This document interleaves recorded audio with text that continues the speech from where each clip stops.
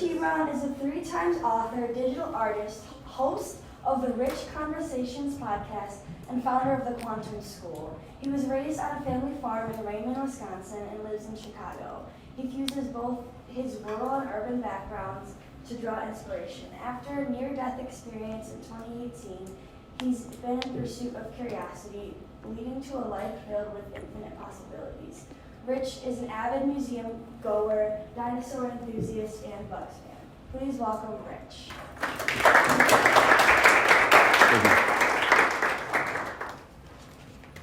All right, thank you. When I say time is short, you say love is real. Time is short. Love is real. Time is short. Love is real. Time is short. Love is real. Time is short. Love is real. Beautiful. Now, the reason I know this is because I've had actually 2 near-death experiences in the last 5 years. You had mentioned the first one. The most recent one was less than a year ago. So I have a podcast called Rich Conversations, and I talk to people all over the world in all different fields. So I was scheduled to record with my friend Kat. She works at Mission Control at NASA. And we both have a fascination with dinosaurs, and we love Jurassic Park and this whole series. So I'm about to record with her the next day, so I thought, in preparation, I'm gonna go see Jurassic World again. So I'm headed to the movie theater. It's like 10:30 at night, walking down the street, and then an SUV pulls up, doors fly open, and 3 guys with Uzi guns run at me and demand I give them everything I have. So here I am with 3 big guns pointed at my face, and I see these bright blue dots on each of them, and I said no. So then we have this back and forth. They're threatening to shoot me. I'm refusing to give up my stuff. So then one of them hits me in the back of the head with a gun. The other one hits me in the face. They take off my backpack. Eventually they want my phone and wallet. There's a back and forth. I gave it to them. Then they wanted the passcode. And I said no. So then I would not advise saying no when you have 3 guns pointed at your face. For future reference, don't do that. But they threatened to shoot at my feet if I didn't give them a passcode. So I waited, and they didn't shoot. So at that point, I'm like, they're not going to shoot me, and then I ran. But the reason I said no, so they got a MacBook Pro, an iPad, iPhone 7, iPhone 8, and an iPhone 13 mini. And that, I have a podcast. I have a production company. And I happen to have it in my backpack at the time. But it wasn't those things that I cared about. It was notebooks. I had like 3 different notebooks. And what we're going to do today is kind of what I do. I like to think and write. Think about life. Think about my own life. Think about the world and write. And then envision how I'm going to realize the things that I want to happen. So after that experience, I kind of improved my file organization system. So all the electronics are all backed up. But now I started to take physical things, take photos of them, and organize them in folders. So if that happens again, I don't have to say no, right? But before this point, you had mentioned I had another near-death experience. So that was 4 years prior to this, where I jumped from a burning tractor on the family farm. And ever since then, I was like, how do I live my best life? There's all this confusion. How do I do it? So I just decided to follow my curiosity. So I signed up for a membership at the Art Institute of Chicago. And since then, I've gone over 200 times. I would just start reading. I was never really a reader, but I would just read what I'm interested in. And it just led to this kind of journey that's been really fun. But one of those things that I came across was Sacred Hoops by Phil Jackson. Now, he's the coach of the Chicago Bulls, Los Angeles Lakers, led them to 11 titles together.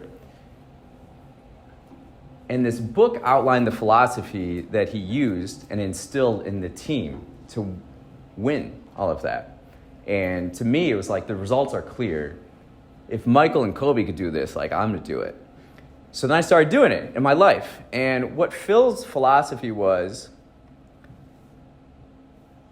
is that 5 individuals thinking as one can defeat 5 individuals thinking for themselves, for 5 individuals.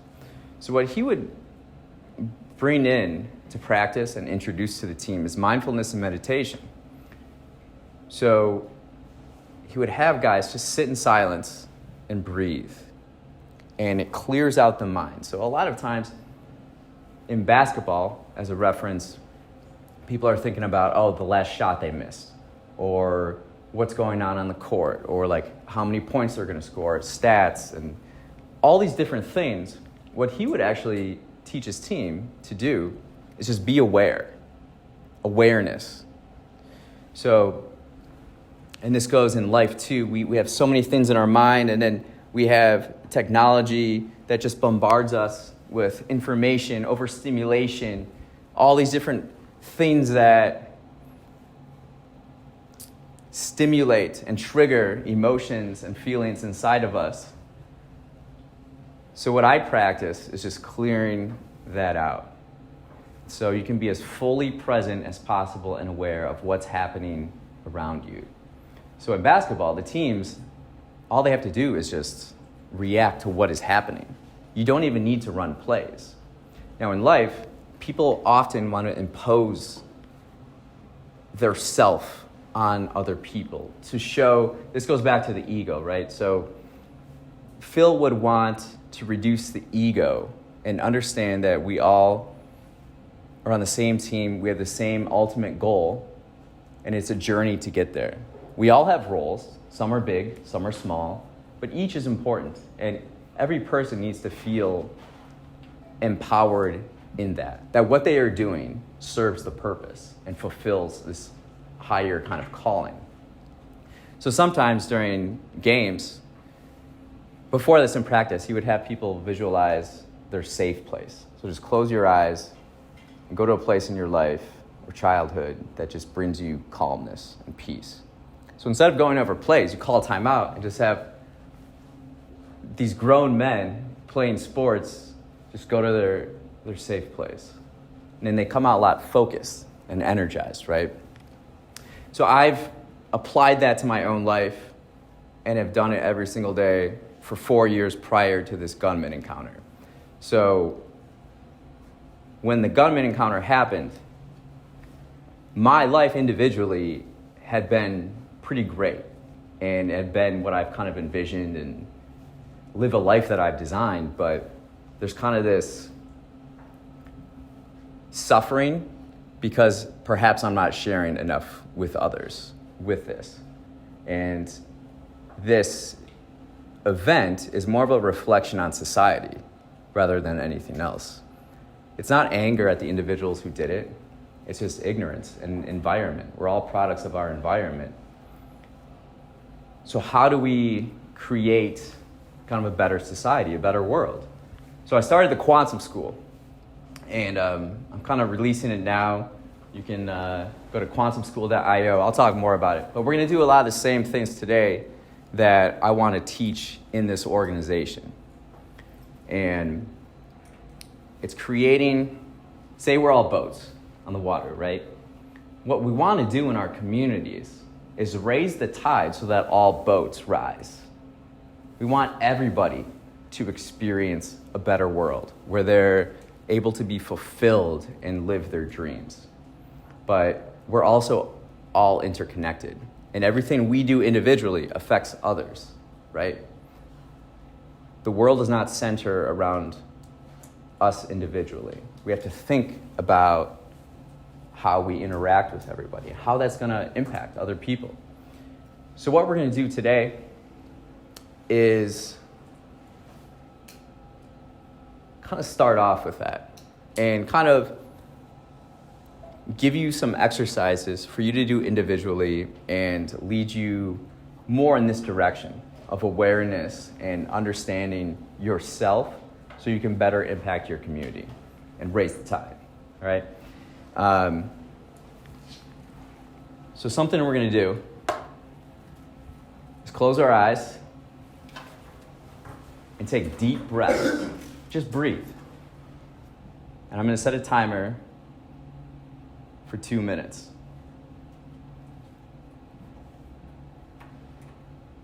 Starting now. Close your eyes and just breathe.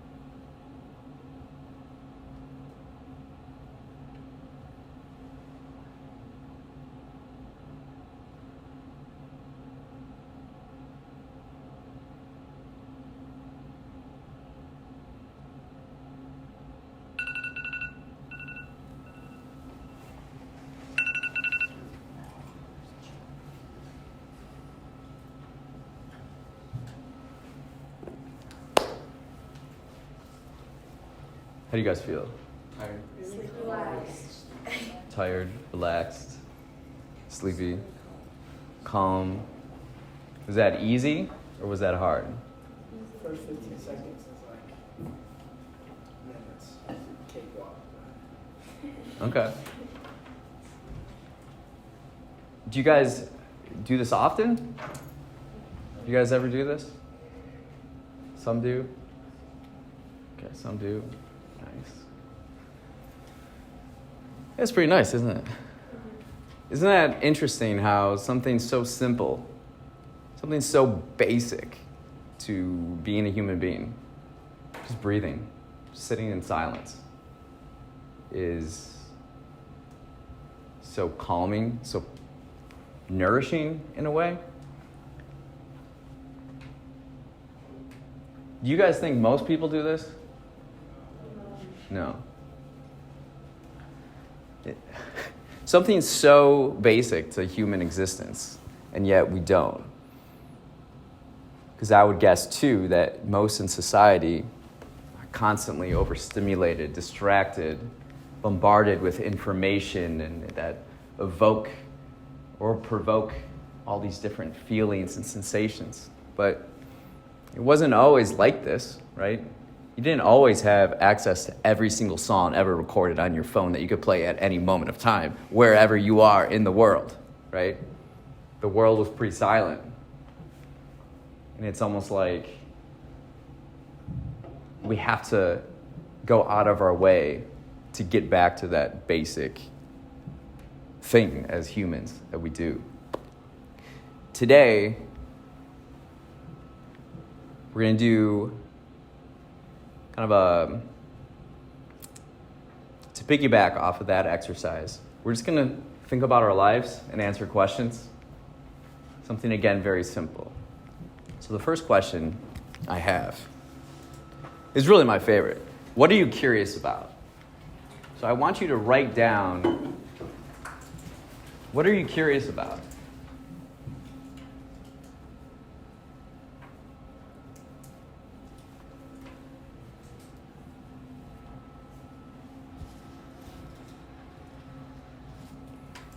This is my favorite question. I ask it on the podcast. It's my last question I ask everybody. You get a lot of surprising answers.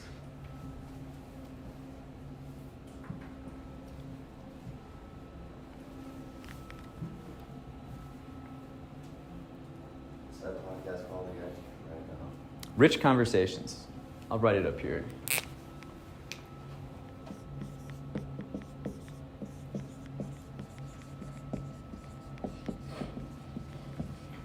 Yeah, next week I have, I'm releasing an episode with my friend Shelby. She's a marine biologist in Florida. Impressive human being. And she builds artificial coral reef systems to help mitigate damage done to Florida coastlines. So she uses art as a way to engage communities. And so we talked about, we recorded on Earth Day, actually, and I was in Miami. So we recorded this like on the beach and talked about Earth Day and the reef systems in Florida, you know, things going on with climate change, but also just like personally, just chatting about life, organization. Now, I love talking to biologists because, and people that understand nature, that deal with nature, ecosystems. Our bodies are an ecosystem itself, and everything is dependent on everything else. In nature, in ecosystems, everything is dependent on each other. The insects, the animals, the plants, cities, everything is interconnected and reflects ecosystems of nature. And so when we want to improve our communities, we need to have that understanding. It's not about me. It's about all of us. And what is my role? What can I do to make this better for others, more smoother for everyone, right?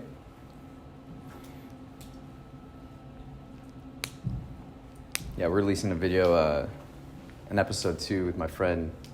He's a pianist, composer, and he has a residency in Florence this month. How many episodes do you have? It'll be 280 next week. Yeah. Spotify, YouTube. I had an individual YouTube, and then I've been finding that I need to break it up. Because I would have people your age subscribing because I'm doing like Harry Styles videos, but also like 50-year-old men because I also bartend at a Bills bar, and so it gets pretty rowdy during Bills games.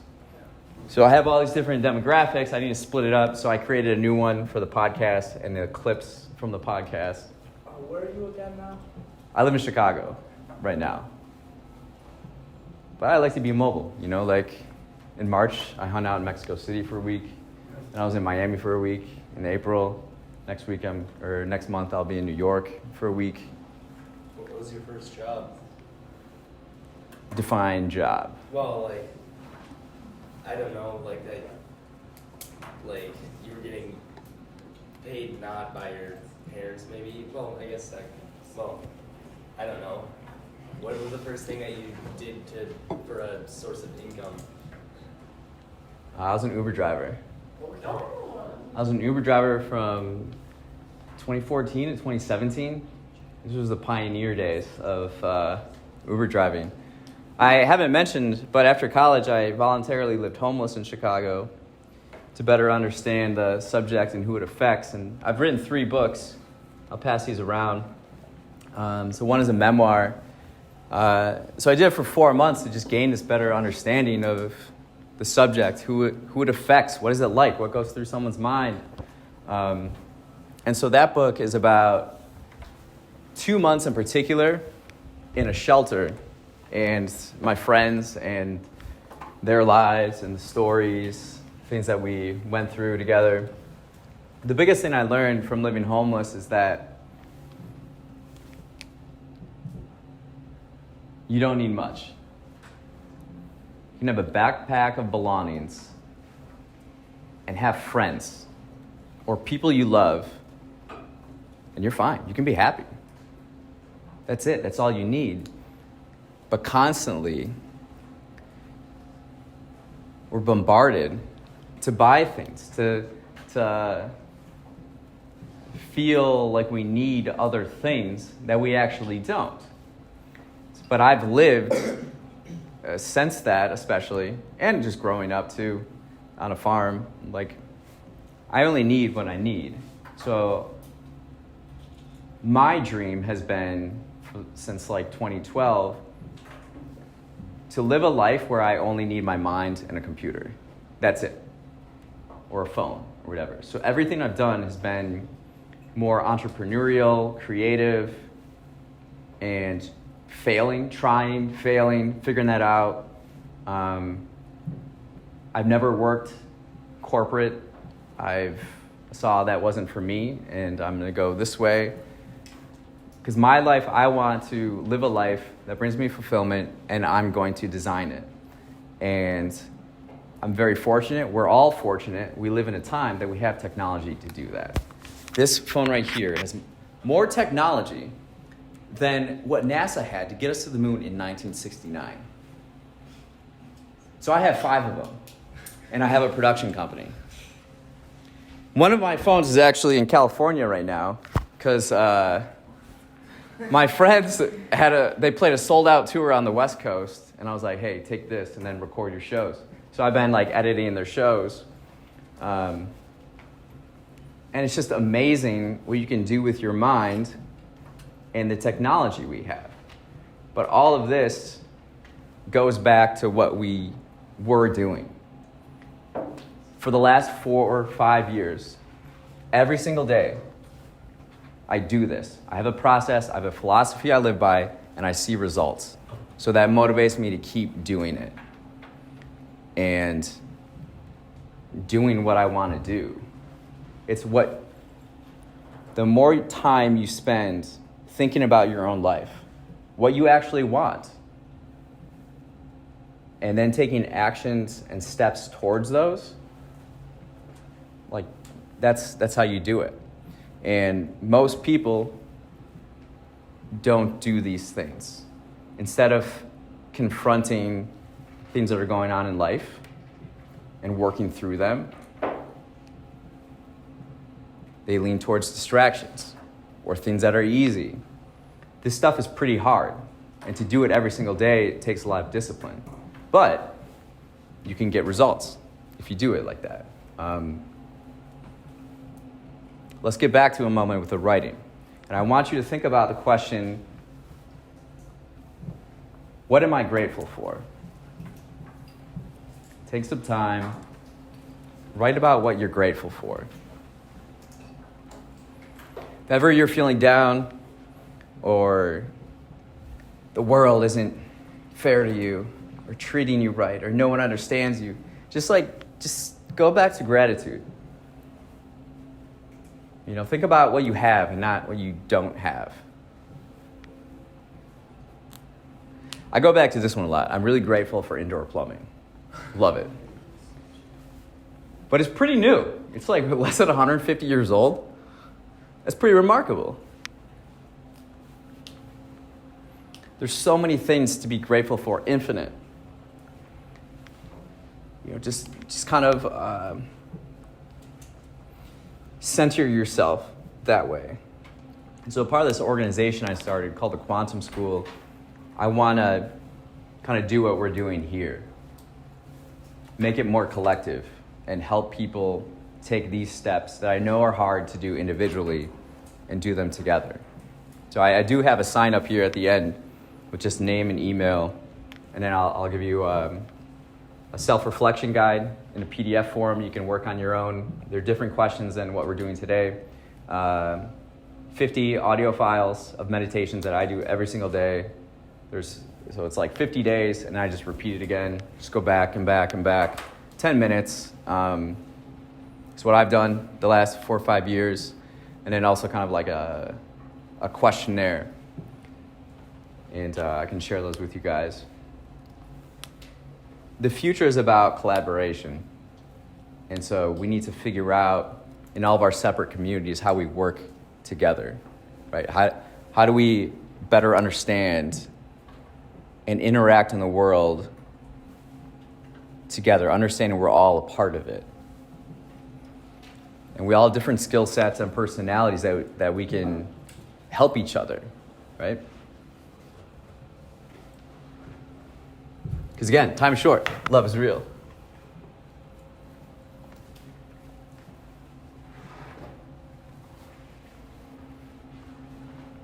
And when you understand time is short, love is real, you just you live life differently. You live kind of on your own terms. And less angry.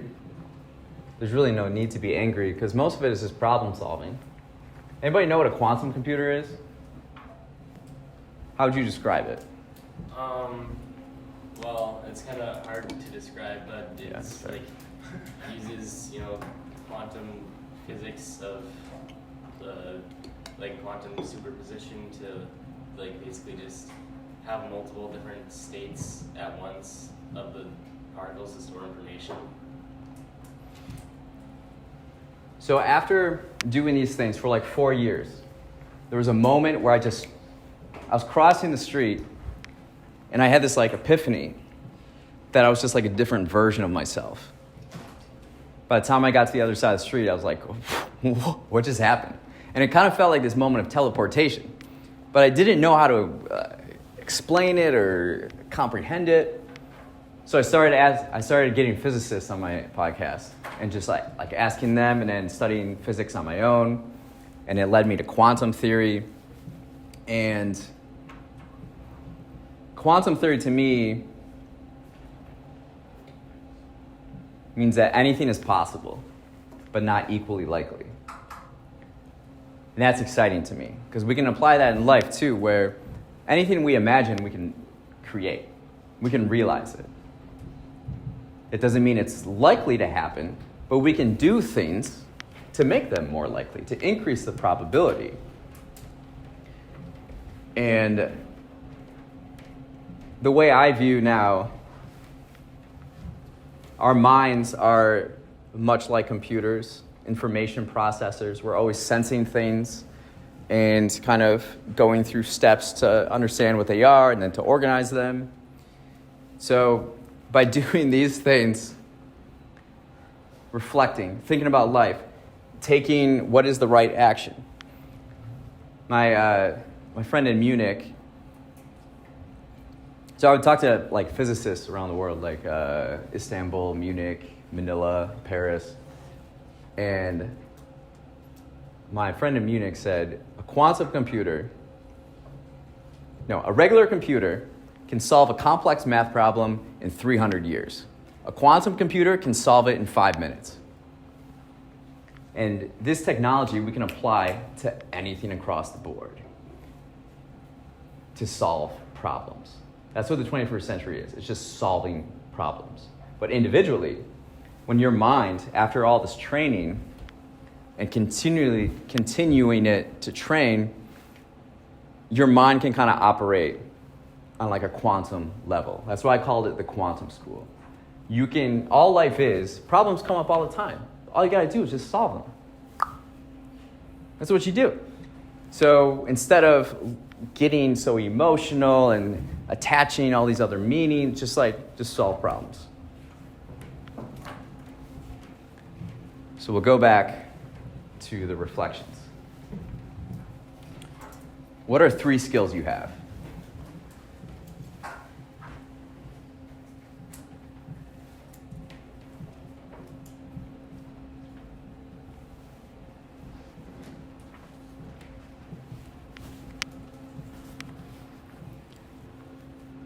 You can also think of it in terms of what are you good at? You might not think what you're good at is a skill because it comes so natural to you. But trust me, not everybody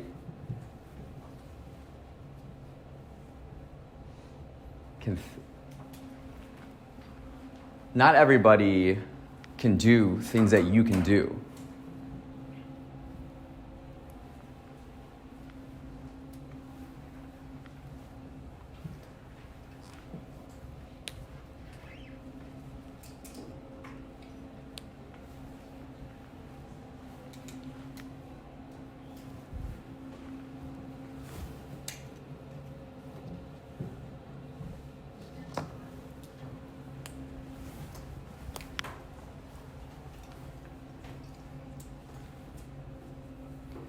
Three skills that you have.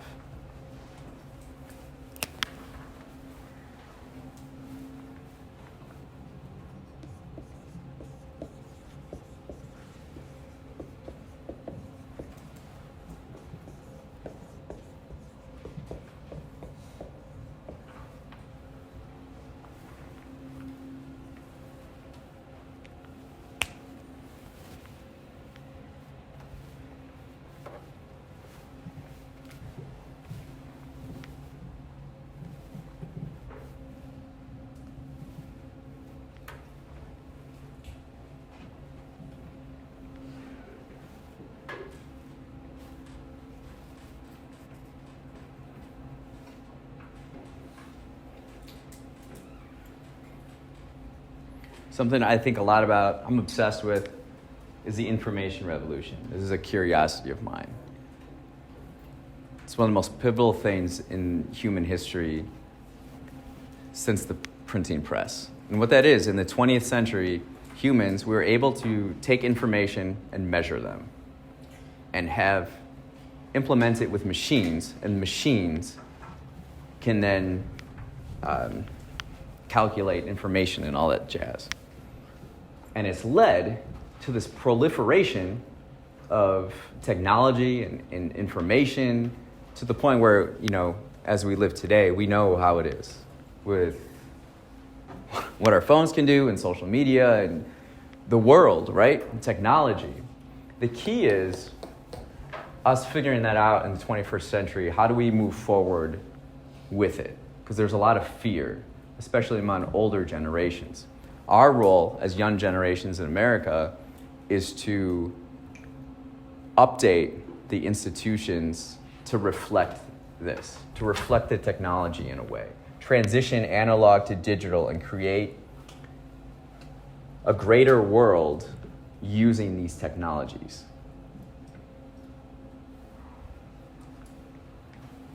So why don't we think about what is your relationship with technology? Let's write about that. What is my relationship with technology?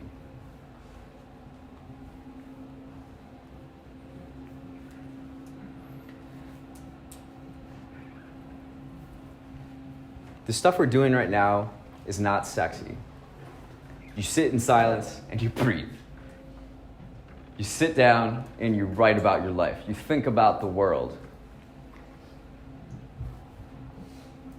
But taking this time to take a step back, to think about things that are happening, elevates your cognitive skills. So your cognitive skills is your brain power. To look at things objectively, to make decisions. In this century, the two most important skills to have is communication and cognitive skills. What you don't need is information being shoved down your throat. You can just look it up on your phone. But you have to be able to figure out how to use information, how to use tools, how to use your brain power to do certain things. You want your cognitive skills to just go through the roof.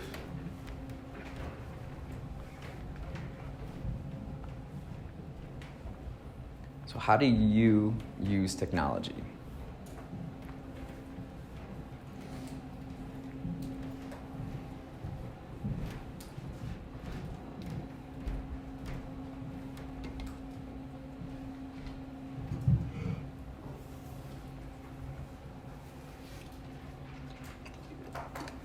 If you don't, and then think about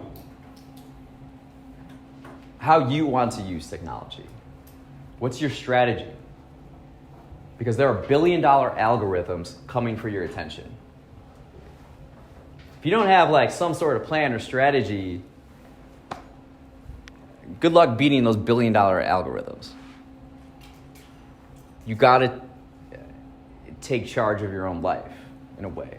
Develop a plan that is going to work for you and what you want to do.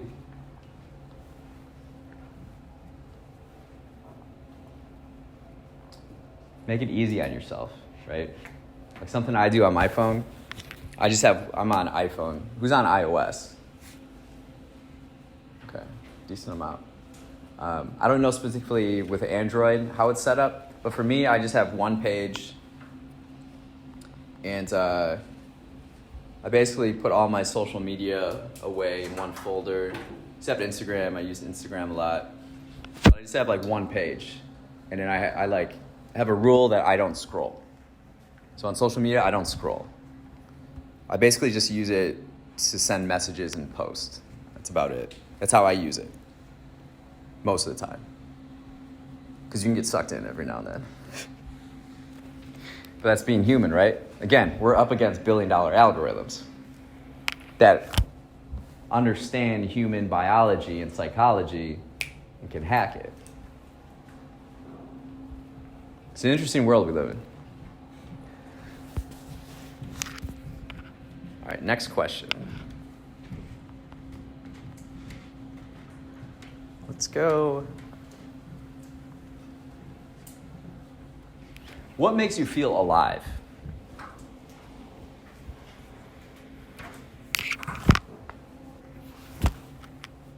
For me, something that makes me feel alive is when I record conversations with people in other countries, other continents, and just meet fantastic people, right? Using technology and our capabilities to kind of explore your curiosity in a way. Where like, I'm friends with someone in Dubai who's from Nepal, and at age 10, he was going to the dump and finding electronic parts. He built himself a remote control car, DSLR camera, a calculator, a computer, and then he taught himself cyber skills. So then he learned how to hack and get all these programs and software. So then he used those skills to then land a job in Dubai, and he wants to work in AI and robotics, and it's just amazing. It's crazy. Talk to every continent except Australia. I got to Australia. You in Antarctica? Yeah, marine biologist. Lived in Antarctica 3 months out of the year. Oh my gosh. Yeah, it's pretty wild. Did you go to Antarctica or did they come to you? So this was on Zoom. Oh. But I would like to go to Antarctica. There's this like international station, and there's no money in the station, so you're like bartering stuff. And so there's this international treaty, I think in like 1952, where there's no war on Antarctica. So it's just like this space where Russians and Chinese and Americans, and he's Argentinians, like everybody's just like working together in the name of science and stuff here. It's cool. It's cool world.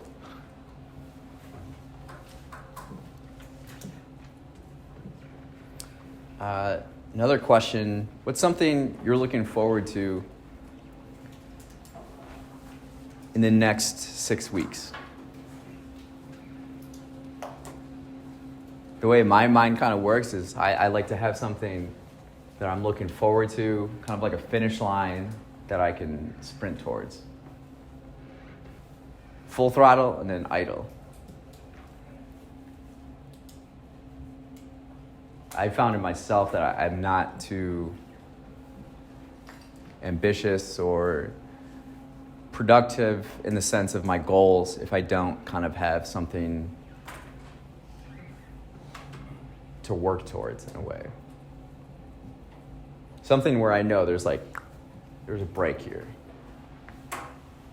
So So what's something you're looking forward to in the next 6 weeks that excites you?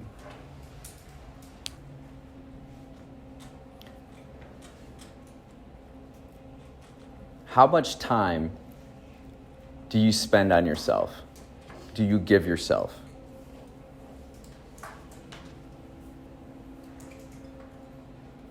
What I mean by that is, how often do you set aside time during your day for yourself to think about your own life? One of kind of the dangers in life, because again, time is short, is to just kind of go through the motions and not check in with yourself. Now, something I do every day is this kind of stuff, but I often see people just doing what they think they're supposed to do, but they don't ask themselves, am I doing what I'm supposed to do? And then time is running, and the more time that runs, the less time you have to design and create the life you want to be living. So it's an important question. Important thing to do is to set time for yourself. And I don't mean like, I don't know, taking a bath with Epsom salt and candles and incense like I do and have fun with. I mean like actually like sitting down and like thinking about life, not just relaxing in a way. That stuff is good too, but like,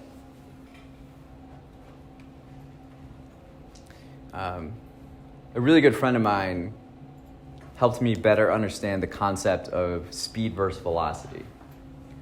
So with speed, you can go fast, but if you're not intentional, you're going fast in circles.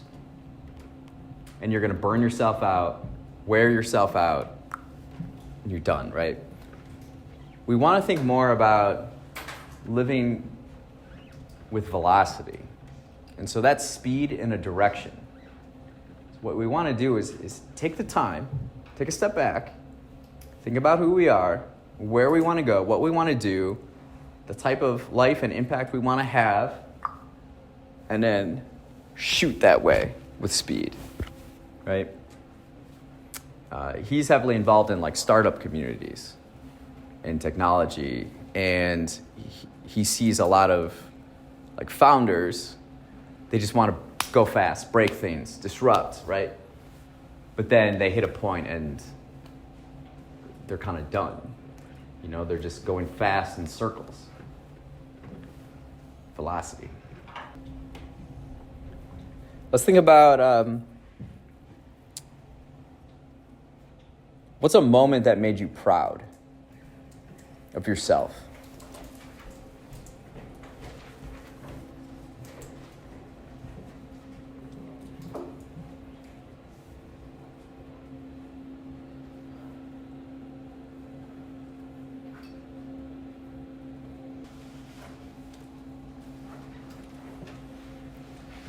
This next question is going to be a little unconventional. What do you hate? Write down what you hate.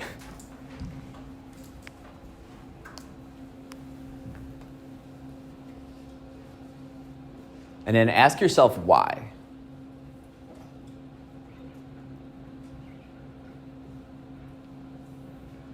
Sometimes the things we hate give us direction in a way, or just better understanding.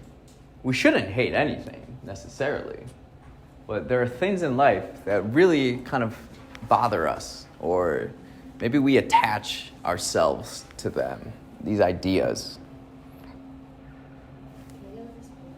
Yeah.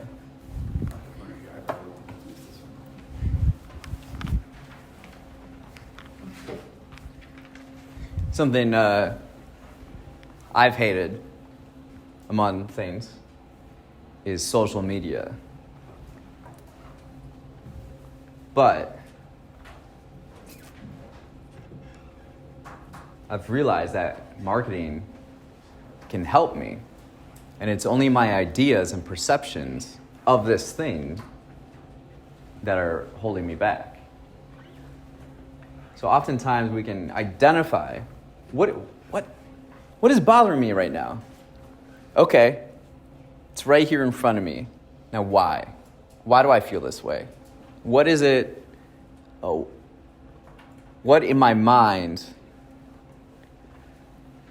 how am I looking at it with my mind that is causing this? Because in of itself, it's not a bad thing, a good thing. It's neither. It's just like a thing. But it's our attachment to these things and our perception of them.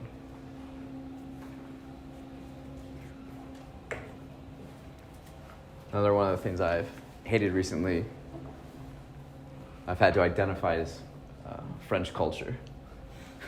It's a weird one. But I've had like interesting interactions with French people. And it's like the culture is like the opposite of American culture. What I love about American culture is that we're all about like new, innovation, work hard, go after your dreams, right? Paris, like I went to Paris in January 2020. And what I'm trying to do is finish one of my books. So I want to go to cafes, I want to drink coffee the entire day. So I go to these cafes, there's no outlets, there's like no space. And then all these places shut down at 3 p.m. and then they just start drinking wine and smoking cigarettes. And I'm like, what the heck, you know? And then like a month later, I'm in New York and I'm at a coffee shop open until like midnight, and I'm like, yes. But it's like understanding where they're coming from and how they live and how, you know. So I'm trying to like lean more into it. I'm reading Louis XIV biography right now. But oftentimes what we hate, we can learn from. So I think that's something to consider. Let's do one last question. What's your favorite band? That was quick.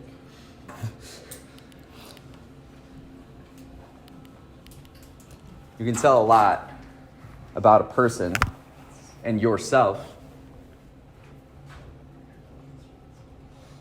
by identifying your favorite music. And you can better understand other people in the music because of the music they listen to. And it's quite interesting. Something I like to do for fun is go to shows in Chicago, just different types of music, and observe the crowd. What are they wearing? What do they look like? What do you like? All these different variables.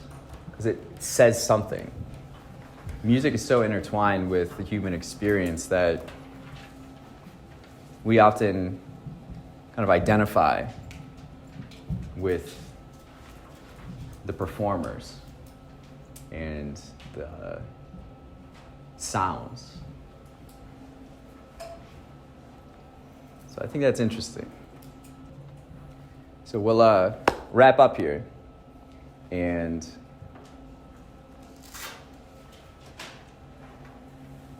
time is short, love is real. So when I say time is short, you say love is real. Time is short. Love is real. Time is short. Love is real. Time is short. Love is real. Time is short. Love is real. Beautiful. And take the time to live it, understand it, and live it. Take these small steps.